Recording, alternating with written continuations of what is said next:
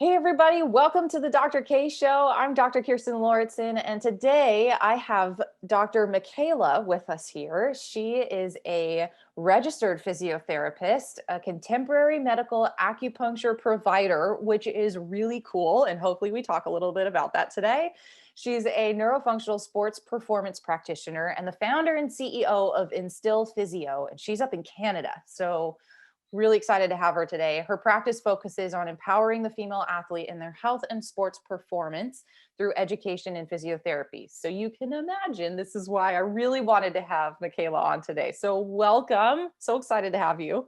I'm so happy to be here. Thank you. Yes, give us a little intro to you. What do you do? How did you kind of get started with all of this and what's, sport? How did you get here?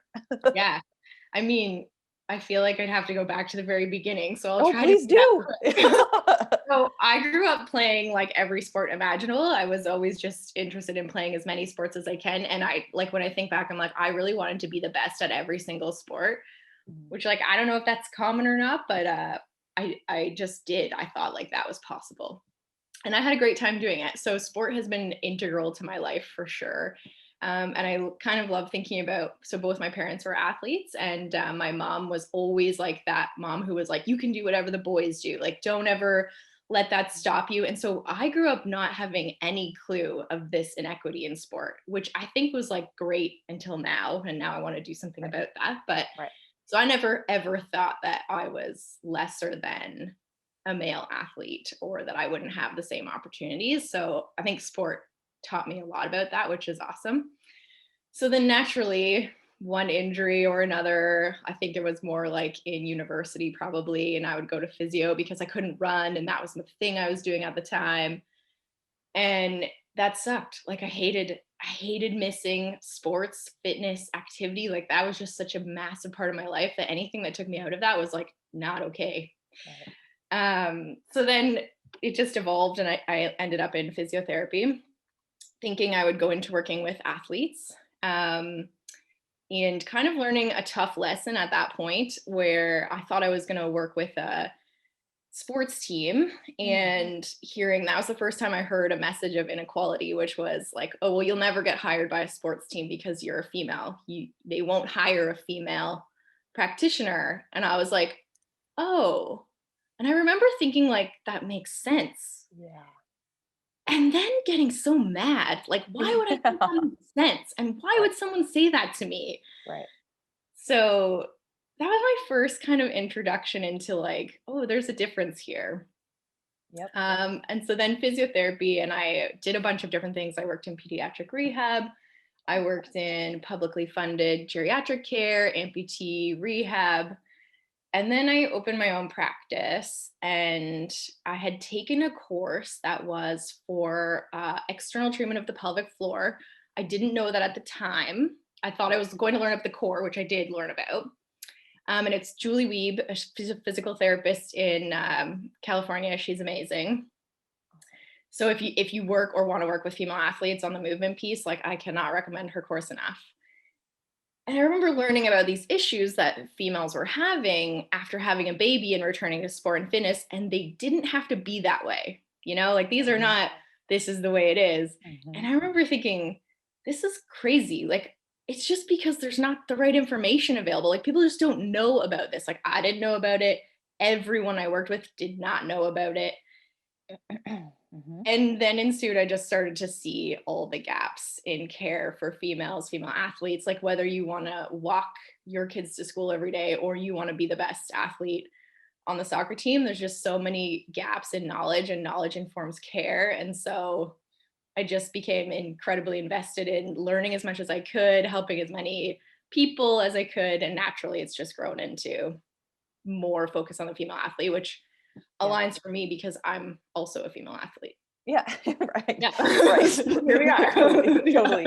Yeah. But there's so much needed in that realm though, I mean, I think as I've been watching over the past 10 years, just in that alone, there there's so much more information that's getting out there and becoming available because some very pivotal people are finally like getting the research done, they're making those changes and then they're teaching about it to coaches and Yeah. practitioners and all of that. And so it's finally starting to make its way, but there's a lot more room to grow. There is. There Yeah. is. And I've like been fortunate to work with some super open-minded people. And Mm, then also there's still so much resistance I that know. it just makes me mad, but I'm like, you know what, that's my fuel. So I'll keep going. And I know you'll keep going. And there's lots of other people. I think it's really cool because now that the research, we've had a little conversation about this, but the research is starting to come. And then you start to connect with so many people all over the Yep. world who have been like learning this along the way, kind of in the shadows. And now the research is starting to prove what we thought, what we knew, what we've been doing. And so that's really like uniting everyone, which I think is just awesome. Yeah, you touch on a really good point. I mean, part of what I didn't have the words or like the explanation for some of the things that I was seeing in clinic. And I knew that something was different, but I couldn't quite put my finger on it. Yeah. When you work with nutrition, when you work with the physical body too, on top of that, there's a lot of things that just end up being different. But if you don't have the background, like my schooling did not touch at all on Yeah. some of these differences, right? Yeah. um Even in the functional medicine, like nutrition side of things versus like my chiropractic side of things, like we Mhm. talk about hormones, we talk about obstetrics and Mhm. gynecology, and we talk about all those things, but not in the perspective of how different the physiology really is. Like they imply it, right, but not how you actually apply it, and Right. how it really can be different. Yes. So Yeah. gosh, I'm so excited for this talk today. Yeah. Me too. Me too. But yeah, So you're right on. yeah, so I wanted to jump in and give you some time, because really what I wanted to talk about today is how so we know that obviously the female physiology is different, right? We look different, don't we? We have Do. different Q Imagine angles, that. which by that I mean like we have typically a little bit slightly wider hips, so that Mhm. puts different strains and stresses on our hips and on our knees, also on our low back and all of that. So there's some slight differences and changes there. Mhm. But really what I wanted to dive into about that is a different way of looking at rehabilitation and injuries based on the female physiology. So why don't you take it from here and kind of give us an intro and walk us through what some of those differences are, maybe take a little bit of a deep dive into the differences of the female physiology and why that translates into something that turns out a little bit different when it comes to treating and in clinic. Sure. Okay. Okay, So I'm approaching this so that your audience knows from the position of a physiotherapist. So perfect. usually when people come work with me, they're dealing with a pain problem. Totally. I also work with sport performance, so not dealing with injuries, but we're trying to optimize things. So when Perfect. a female athlete comes to work with me, there are like three key things that I really need to know about. And I'm just going to summarize these briefly. And part of it is like you'll add a ton to with the nutrition. One is movement, and you touched on it a bit in terms of the how our skeleton is different. Like not only are our pelvic organs different, but our skeleton is different. And so understanding that at puberty, there are skeletal changes that influence how you move. And they influence how you move because they influence your pelvic floor shape, your core shape, your hip muscles, as you alluded to, your thoracic position. You develop breast tissue, which changes your center of mass. There's all those things. So just understanding, you don't have to like have all that nailed down, but you need to understand that those changes happen also while there are hormonal changes happening. Okay, so it's a big stage of change. So then I want to know like movement pieces, something specific to the female athlete, like leaking urine, urge incontinence, stress urinary incontinence, not just after you've had a baby. So, I Yes. mean, we could That's do like, really key. I don't mean to interrupt, but that's really key yeah, because there are a lot of female athletes and women in general that leak when they, yes, leak a little bit of, they pee a little bit in their pants when they jump or when they do something, you know, like that have not had a baby. So that's yes. key and that's not normal.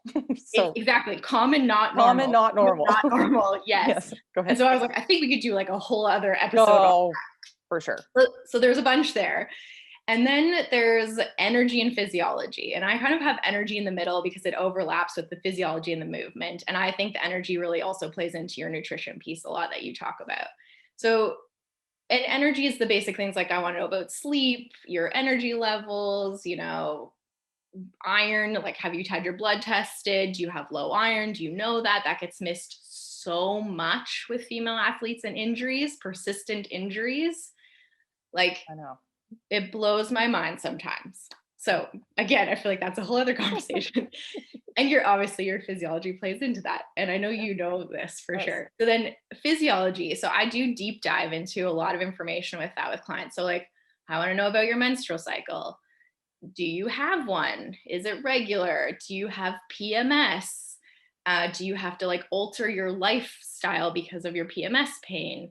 Do like tons of stuff. Is it light? Is it heavy? Like, I mean, again, we could go into so much detail, but I want to know all of that because you have, as a female with your physiology, every month you have an indicator of your health. Yep. And You that do. is what your menstrual cycle is. And so if you're coming to me with a pain problem, like I need to know that because that's your basic health. And you cannot have optimum healing and recovery and performance without having that baseline of optimum health. Right. And so I need to know all of that because that's going to play into like before I look at anything, before I look at any movement, before I even ask about the pain problem, like I want to know that Mhm. because that's going to play into like what I need to look at and consider for your injury.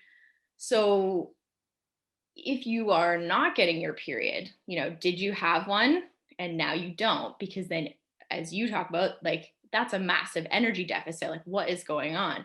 And again, if you're coming in with like, let's say knee pain and you don't have enough energy to have your menstrual cycle, how is your knee going to recover from injury?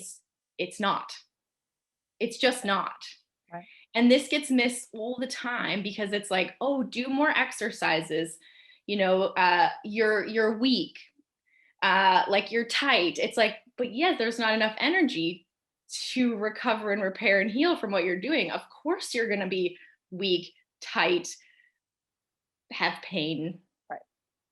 That's exactly right. I mean, and I think for some of the people who watch this show, and some of the interviews that I have and some of the podcasts, like this is why it's so important and why I touch so often on like micronutrients and vitamins and minerals and the impact that each of those have on the body isn't just from like the standpoint of nutrition and just make sure you're eating enough. It's not this calories in, calories out thing, which yes, in some ways gets you to a micronutrient deficiency, right? But they're the foundation, they're the baseline of how you get your cells to do their job. So like if you want to repair and recover because of an injury or just from your workouts and trying not to get injured, right? Like you Yeah, got to have these things because otherwise without them everything just starts to break down.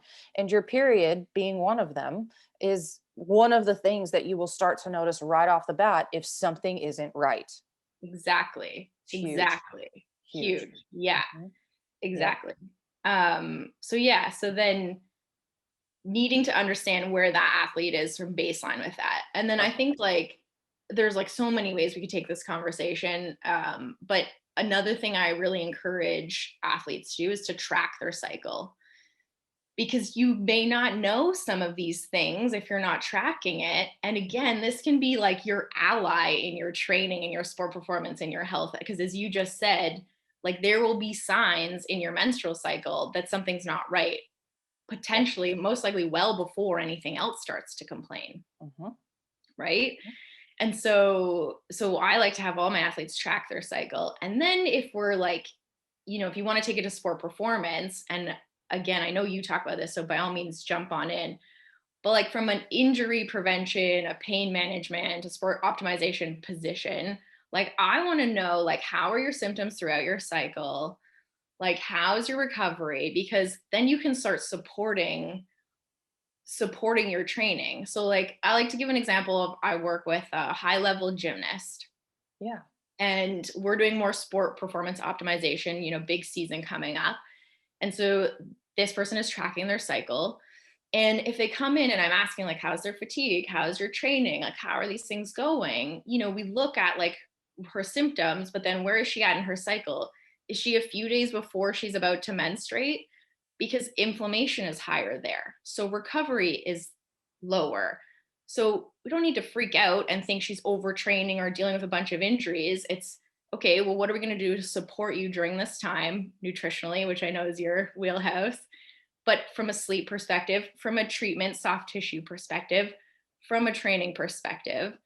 And that's how I think you can really start to use this information to manage training loads Mhm. so that you're again like working with that athlete where they are, but you need to have that understanding. Like you need to have that knowledge Right. before that person sits down in front of you, That's right. right? It's huge. I had a great conversation actually on one of the episodes here with a gymnast mindset coach, and also a physical therapist, Dr. Anthony. And we talked about how important it is to have a team, not just your sports team, but to have a team of doctors around you that understand who you are, right?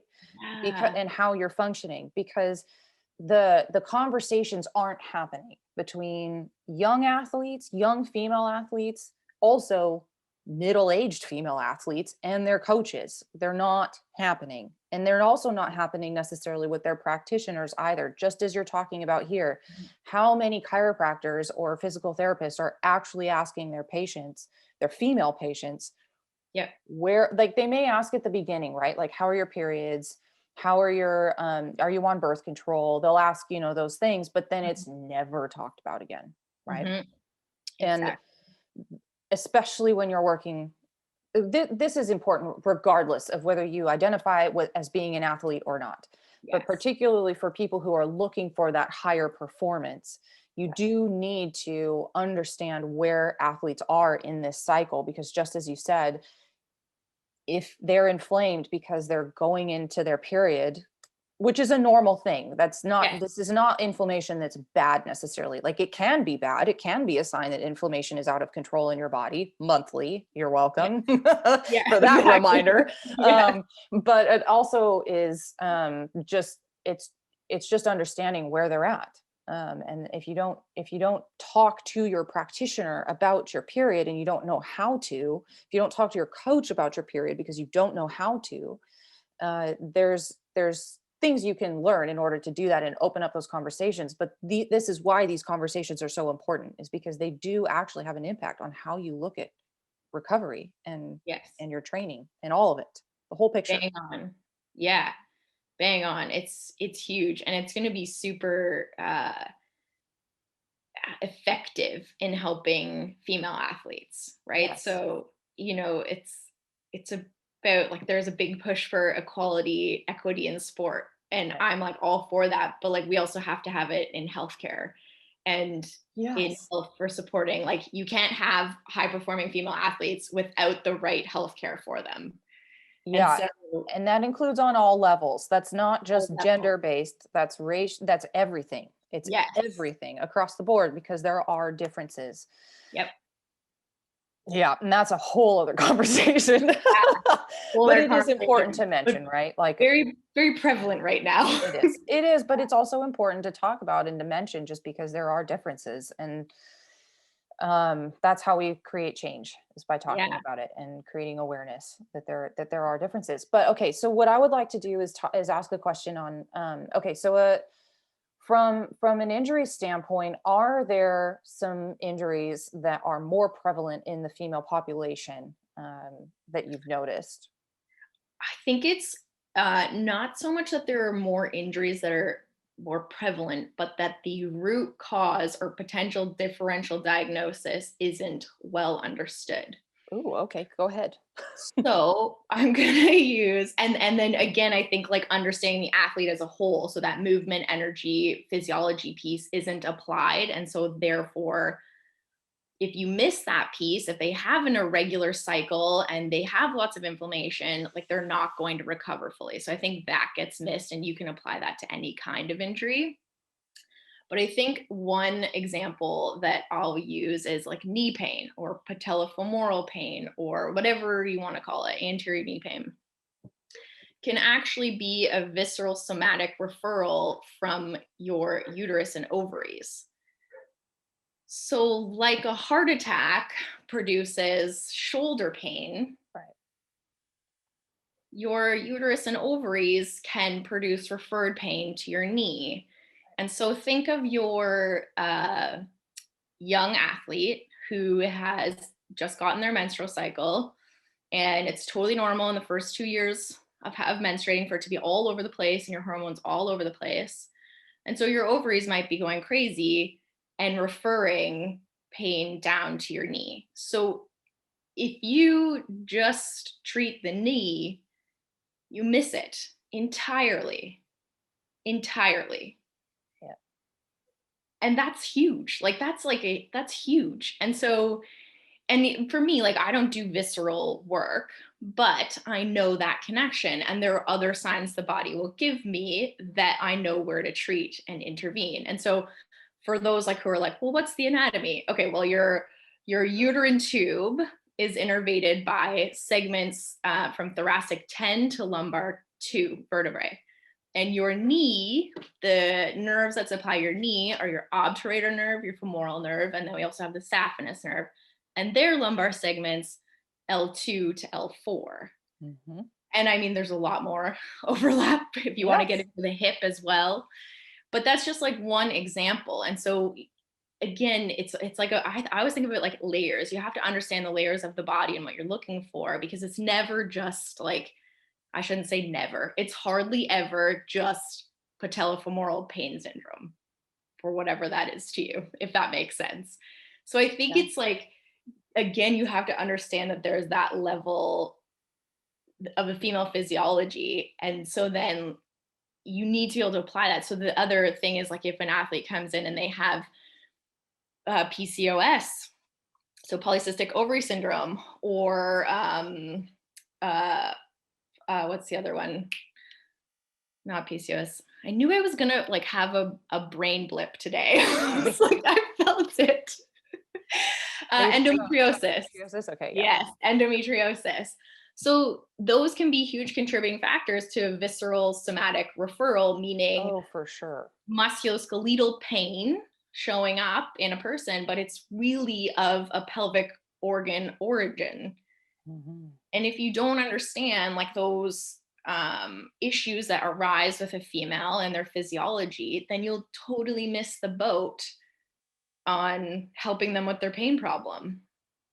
Totally. And not to say like don't like, not if people are listening, not to say like don't get treatment. Like yes, you, the same way that like the visceral somatic reflex produces these, you can also treat, like if you're treating the knee, it's still going to help things because that reflex works the same way, but it's just not the only part of the picture that needs to be addressed. Oh yeah, absolutely. I mean, I think for a lot of people, for a lot of women who maybe get low back pain when they have like cramps or something like Yeah. that when their period starts, a lot of the times getting adjusted can be really helpful for the cramping, but also just to relieve some of that low back discomfort, which will, in many ways, when you have that low back pain or discomfort, like you will move differently throughout your day because you're kind of trying to avoid the pain, so you're going to tense up a little bit more. It's going to cause a little bit more tension throughout your thoracic spine and your neck, right? It's going to potentially cause a little bit more pain through your shoulders because you might be kind of trying to like round forward,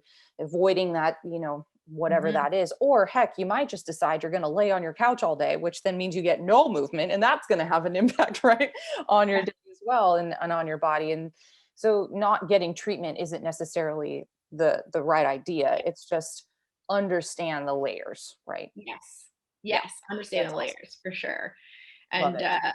yeah, and yeah, I think that's the best way to put it. Understand the layers. Hmm. And Yeah. actually, you brought this something. Unless you have another question, you brought something up earlier about the ACL. We Yeah. talked about so female athletes have a higher incidence of non-contact ACL injuries, Right. which means that it's like landing from a jump and you blow out your ACL, not like getting hit in soccer or something and Yeah. Or blowing it. like stepping off a curb, Yes. something that you normally would do, and then all of a sudden, pop. Yeah, a jump shot in basketball and now it's gone. Right. Yeah. There's some cool research. I don't know if it's cool. I think it's cool, but research coming that it's more likely to happen in the second phase of your menstrual cycle. And so this is going to evolve and we're going to learn a lot It more, but is. then it has to do with the increased inflammation in the second part of your cycle. Yep. Um, and protein catabolism happening. From progesterone. Yep. In that second phase, in the luteal And phase. Yep. And so that's not to say like if you're an athlete, like don't be afraid to keep training and playing during the second phase of your cycle. Like that's not what this is meant to be. But again, we've put all of our focus on ACL prevention in terms of neuromuscular strengthening, which is still going to be super helpful. But what if there's another piece to that puzzle? Oh, And there is. it's turning out there is. Yeah. And so again, it's just more information. The more information we have, the better we can support our female athletes. Right. We're going to take that a step further. So, and then on top of that, if there's if they are on the oral contraceptive pill, Mhm. what happens with those hormones is estrogen and progesterone are because, so your natural ones that you produce are, that, well, they're brought down, right? But you still have this free floating estrogen and progesterone synthetic form of those hormones floating through your system. The issue with that is that a lot of women aren't told when they go on on that pill that they are going to be in that luteal phase, that second hormone phase, through the majority of the month.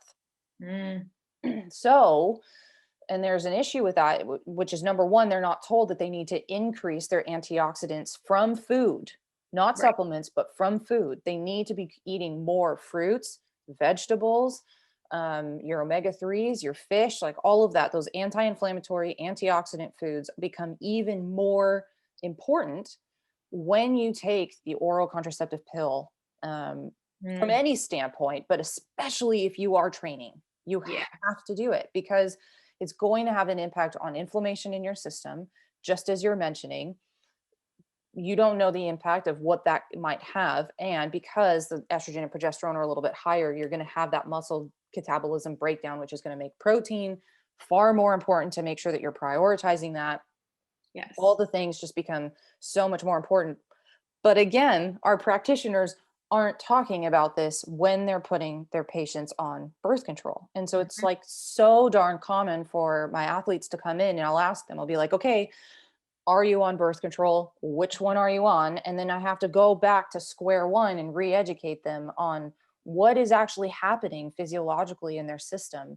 And so I'm really excited to hear about this research that's coming out because it's important. It's part of the picture of why we see these injuries in women, Mhm. and they can absolutely be prevented. Like, that's Yes. the thing, right? Like they can Yeah. absolutely be prevented. Yeah. Yeah. So, gosh, that's really cool. I'm And excited to see you that. you brought up a really interesting point that I think maybe some people are aware of and maybe they aren't, but like a lot of females will get put on hormonal contraceptive, so birth control, oftentimes not for preventing getting pregnant, but for managing symptoms of an unhealthy menstrual cycle. Yes, all the And so time. you're masking, Yeah, you're just masking. It's a band-aid, and it's going to show up in other ways. that's right. And so it's so like I'm so glad you brought that up because that's really important. So like if I always want to know like why did you go on birth control? Mhm. And I also think it's important. I am pro birth control. It has done a Yeah, I lot say for this every females in single time we history. start talking about it. Yeah. Yes. Please don't think that. But I do think there's lots of other options and you need to think of like why are you going on it and then have all the information to make an informed decision for yourself. And we don't get given all of the information. Yes. That's such a like common thing Mhm. to give out. Yeah, I'm not Yeah. picking on birth control. No. I'm just saying Either. I'm just saying that in many ways, like our informed consent, so the conversations that you have with your practitioner need to improve. And I am not a prescribing physician, and chiropractors in the United States cannot prescribe anything. So my conversations are based on, do you know why you're taking it? Mhm. And then what were you trying to accomplish? And did you know that there are other options that you can now go and talk to your physician about? Because I actually took the time to teach you about them, but I don't take anybody on or off of prescription medication Yeah. like ever, because I can't. But it's all about trying to educate my patients and the people that come to me for help, because they're not getting that education, and they don't know how these things are affecting their systems, and that's kind of a problem.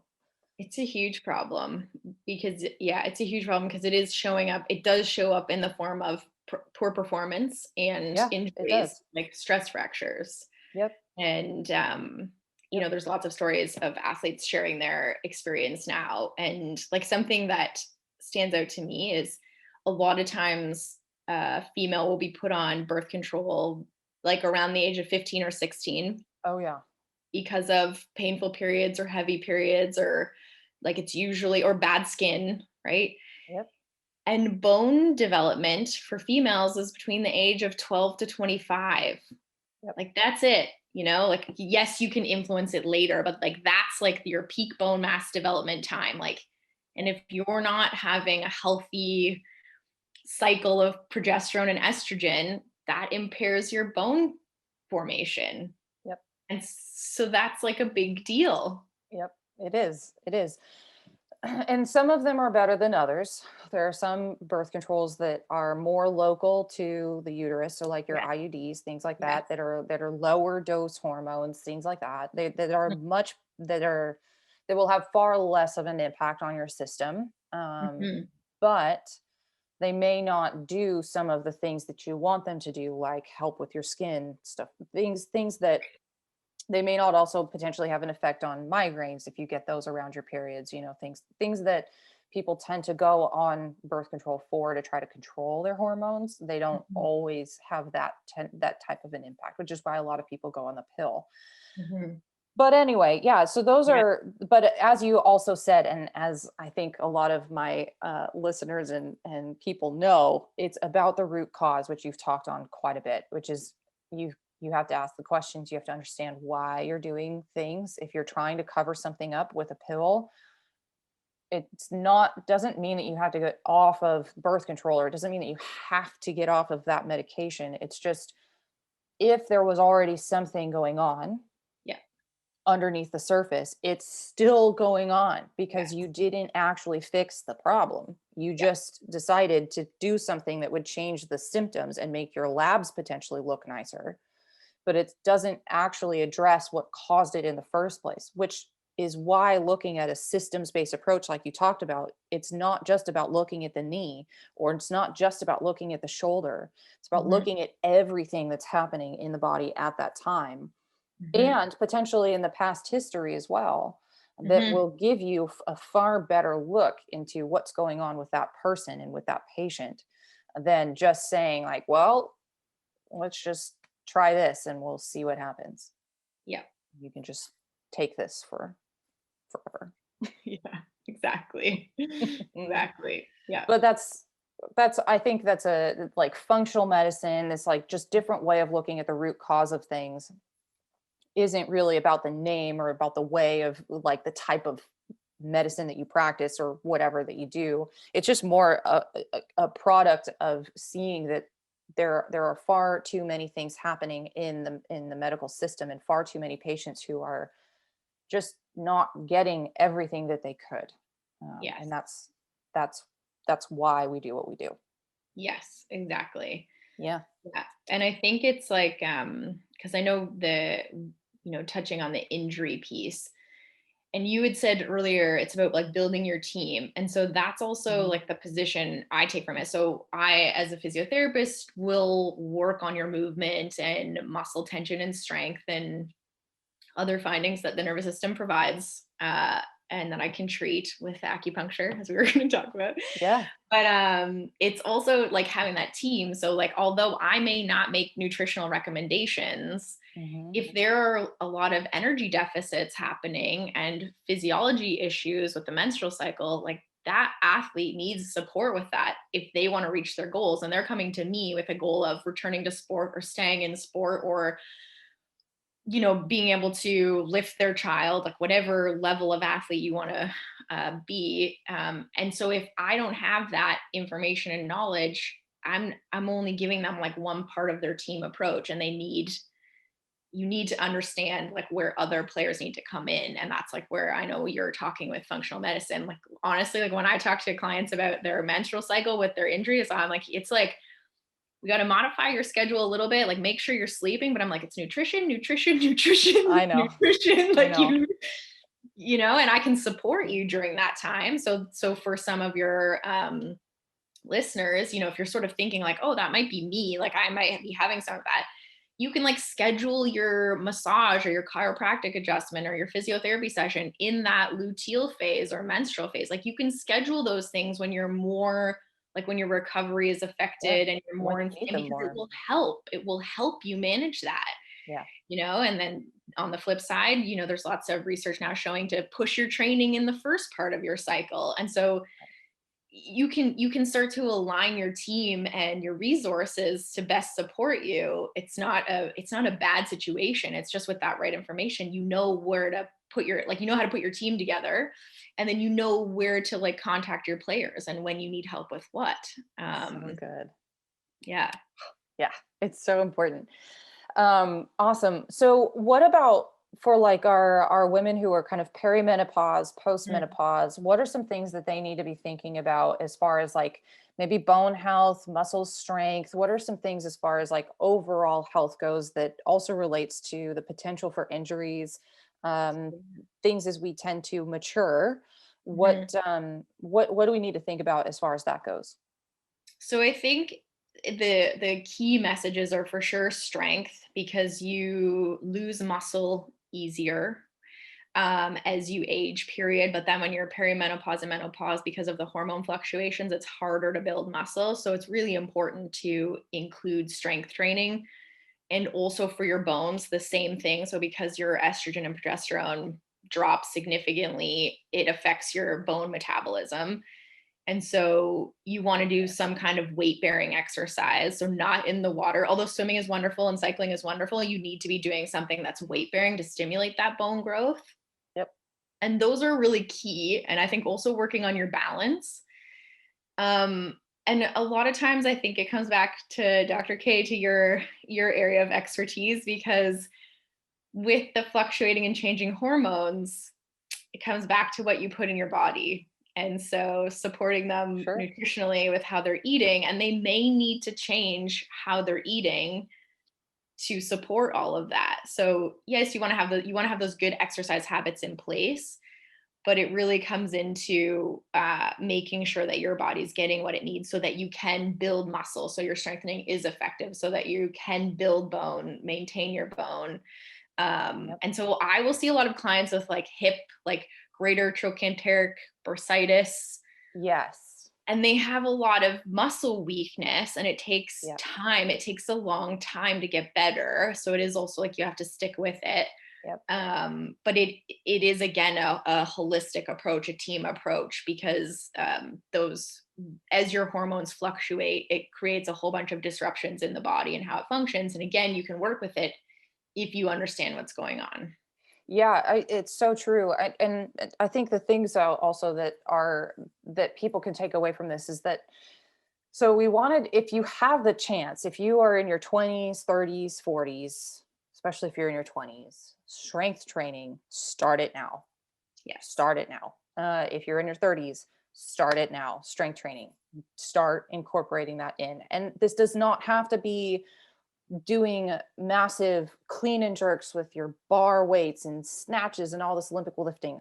I like Olympic lifting because I think that there are some benefits from it. However, it can be as simple as having dumbbells or kettlebells, or heck, if you're stuck in COVID world, a a bag of dog food, like Yeah. just something Like heavy that your you. laundry detergent. Yes, just something that's like somewhat heavy that you can easily get a hold of. It doesn't have to be this crazy thing. It could be a 5 to 10 pound dumbbell. It could be a 25 pound dumbbell. I don't, whatever it fits in your realm, but like start doing some type of strength training. build that muscle because it's going to have an impact on how your joints function and the health of your joints. Like, how many times have you seen patients come in and when you tell them, let's start this strength training program, and their back pain like disappears over time? Mhm. Yes. Absolutely amazing when we have some strong muscles. Yeah. um, but that also has impacts on how you build bone. It has impacts on, and that then translates into your postmenopause. Yes, exactly. And as you mentioned too, a lot of our postmenopause women are afraid of falls. They're afraid with their balance and things like that, which I don't know if you read the study, but vitamin D can help prevent falls. Mhm. And so there is definitely a nutrition component for sure, but just running, walking, swimming, doing those types of things isn't really enough. You do need to be doing some strength training and continuing to work that muscle mass, because that is part of literally what keeps you up. It's what keeps you moving. It helps balance a little bit of that drop in estrogen. Mhm. And then, fussing, yes, with your nutrition. We need to lower carbohydrate and up protein, which is the opposite of what Right. women usually do. Um, but yeah, just taking these simple steps towards just looking at how your body's changing Yeah. is all you really need to do. It's just a little Yeah. more of that strength training. It's huge. It And will huge impact. I'm so glad you said it that way too, because I think sometimes when you introduce the idea of strength training, it's this idea like it has to be this big thing that I do a Yeah, lot. like I'm gonna have to go join a CrossFit gym and join all Yeah. these younger 20s that are like like Yeah. doing all this crazy Yeah. stuff. I'm Yeah. not saying not to do. We have lots and lots of women that are 50 up that are at the CrossFit gym, Yeah. but I'm saying more that it doesn't have to be that way if that intimidates Yeah. the crap out of you. Which is good, which is true. And sometimes I think you it's like even just like something more than what you're doing Yeah. now, just something more than what you're doing. Like just start. Just pick up the dog food bag and start. Yeah. And you'll be surprised at how quickly you feel the changes. Mhm. But yeah, you're bang on. It's about really building that muscle strength throughout. And like whoever's listening, like start it now, because you would not Mhm. believe the number of clients that I work with that are over 65 and they're playing high level sports because Yes. they have the time and the money to do it now, and they're in Florida and they're enjoying it, and then they're annoyed because their knee hurts. Mhm. And like, yes, we can help, don't get me wrong, but Yes. there is a level of preparation you can do for your future self. Yeah. Yes, you can. You can. And as long as we continue to talk about these things more, like that's part of what this is all about, right? It's just when you learn it, start applying it. Doesn't matter what age you are, when you learn it, start applying it. And gosh, isn't it cool to see? I just as you mentioned, there's so many people that do even 65 up that start applying this, and you watch them and you look at them, and they're just making huge improvements and leaps and bounds, and you can just see it and how they move, and just how Mhm. they do what they do. And then you also see on the flip side a lot of people who look at them and are like, I could never do that. Mm, You can do this. You can yeah. absolutely do this. And it is not crazy. Like if you're afraid that you're going to hurt yourself, then you can find somebody. I promise you that they exist. I Mhm. promise you they exist. Somebody Yeah. can help you by watching you, training you, that is educated in Yes. helping you at whatever age you are. There I love there are that. people out there. You just have to find them. There are lots of great people. You're right. Mhm. You're right. Yeah. Yeah. Great. Mm. We didn't even get into a lot of the things that women can be doing for pregnancy, but that is Oh, probably an entirely other conversation. it is. Yes. Yeah. And I will say that is like kind of how I got started in my Oh, focus with female athletes, is helping female athletes return to fitness and sport after having a baby. yes. So we'll maybe save that for another podcast, because I would really like to talk about that. Yeah. It is really important. I've just had a conversation with a patient the other day. I had told her to be careful because she was wanting to do an event, and it was, Mhm. I think, like 3 or 4 months out from when she had given birth. And she felt great because a lot of athletes are strong before and during, and then after they feel good because they had such a great base. Yeah. Did It's everything we different could to get now. her prepared because she Yeah. wanted to do it, but she did end up getting injured. And it's very, but it is what it is. We learn from it, we move Mhm. on, but it is Mhm. a good conversation to have. So I would love to Mhm. have you back on to talk about that, Yeah. and how to safely re-enter into sport after pregnancy. Probably also touching a little bit on the fact that it is just a phase of life, and you've got to A let phase of life. yourself go through the phase of Yeah. life.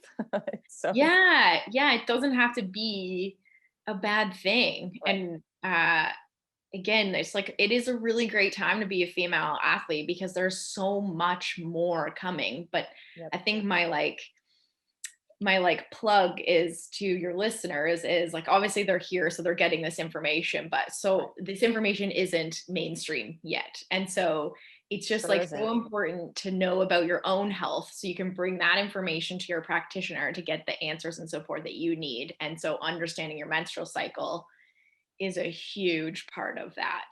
It really is. Yeah. Yeah. Oh, Yeah. that's so good. Is there anything else? I mean, that was a great way to kind of wrap this up, but was there anything else that we didn't touch on that you would like to? I mean, we didn't even really touch about the acupuncture piece, if we want to touch on that just briefly. Sure. Yeah, we can touch on that. So Okay. I learned the methodology that I use from the Contemporary Medical Acupuncture program, which is in Hamilton, Ontario, Canada. But it is international, so we have lots of people all over the world. And it was another program that really opened my eyes to this holistic, looking at the whole person, the nervous system, uh, physiology, and what's really cool about the neurofunctional electroacupuncture is that I can use it. It can be used to help address the nervous system from the autonomic nervous system. So that balance of your rest, digest, and your fight or flight, which for athletes is huge because athletes tend to be more sympathetic, which is fight or flight, Yep. which can impair your recovery. So then you can have treatments to help balance that out, to help down regulate that fight or flight and up regulate that rest digest. So that's always included as part of a focus of treatment. And it's just it's an effective way to assess and treat where you can treat multiple body systems at once, multiple body parts at once. And I mean, I could like go on and on and on, but I love it for female athletes because I mean for everyone, but especially female athletes, because as we were talking about earlier with the visceral somatic reflex, I can do acupuncture along those spinal segments or on the abdomen or different sites on the body that share the same nerve supply as the ovaries and uterus, as well as treating the musculoskeletal part of it. And so it works really well for those situations for sure. I love that. And this is more of like a structural acupuncture. It's not necessarily the more like meridian based, like, Eastern Yeah. medicine, Chinese medicine type acupuncture. Correct. So it's using the needle for different targets. So whether that be a motor nerve to elicit a muscle contraction or a tight band in a nerve or a sensitive part of the body where a peripheral nerve is irritated, and then Mhm. using electrical stimulation to have further effects on the central nervous system as well as the local Right. tissue circulation. So Right. yeah, very different than traditional. Yep. Both serve their great, Yes. points, but I wanted to make that clear that there are actually differences, and that you can look for practitioners that are able to do both, and that Yes. have there's just different reasons to do both. Exactly, and they can Yeah. absolutely complement each other very well. Yeah, for Yeah. sure. Awesome. So, are you doing anything in sports right now? Oh, Anything I going mean, on? I am like it's really nice out here today, so we're trying to get together to play beach volleyball outside. Oh yeah. There's some youth programming starting, so I work with the local volleyball club. So I've been doing some stuff with them on and off over this lockdown period, but there's not a whole lot happening. Yeah, yeah. I played volleyball. It was my first really big experience with team sports. I did gymnastics when I was younger, and then volleyball through middle school, high school, and Nice. it's a fun sport. Yeah, I love it. I'm not tall, so like I'm not really Oh, designed for yeah. volleyball. But I don't care. I don't care. I'm playing it anyways. Yeah. Yeah, my career in volleyball was quite short. Oh man. Yeah. Yeah, but that's awesome though. Volleyball's a fun one. Do you have any plans for anything coming up once we're kind of out of COVID? In terms of work, life, Sport? Yeah. sport, oh, like myself personally. Mhm. Well, I'm working on a 10K. Nice. So I'm working up to that. And yeah, no, I think it's just like seeing where it lands. But I usually play indoor volleyball, women's, and beach volleyball like 2 to 3 nights a week. Oh my I gosh, was I thinking love about that. taking up tennis. I feel like I need a new sport to learn Okay. that's maybe like less dependent on groups. Yeah, I know. Yeah. I know. Yeah. Tennis is a good sport. My mom played it quite a bit when she was younger. It's a Yeah. fun one for sure. I never Yes. If picked it up anyone has though. suggestions, Okay. I'm not great at soccer. I'm pretty good with hand-eye coordination and I'm fast, Mhm. but I don't want any concussions. I've had too many. So I know. I can get. I'm with you on that. I'm yeah. I'm quite careful about riding my bike. I don't typically Yeah. ride on the roads just because I do a lot of my training on the trainer because obviously part of my job requires me to not have broken limbs Oh and my arms gosh. and things like that. Mhm. But yeah, a lot of it's done on the trainer just because I want to limit my risk level. Yeah, for sure. For sure. I hear Awesome. Yeah. All right. Well, Dr. Michaela, it was amazing having you on today. Thank you so much for being with us and you. sharing everything that you know. Um, all right. Well, so where can they find you? Where, Yeah. sorry, Instagram, Facebook, Yeah, so my website? website has a lot of information and I have a the female athlete checkup. So it's Yes. free download. You don't need to sign up for an email list or anything. It's there. I just want people to have that. So if anything we talked about sparks your interest, like go check it out because you can check through. It's just meant to get you started thinking about your health and where you maybe can have some improvements. Yeah. And then I am on Instagram and Facebook, but not like a whole lot. You'd find me more on LinkedIn. Okay. And I have a YouTube channel, as you do, which Yes. is I just have videos meant to be information for female athletes. So just different stuff. It will be growing over the next year. Yeah. So good. Where can they find that YouTube channel? What do they In search for?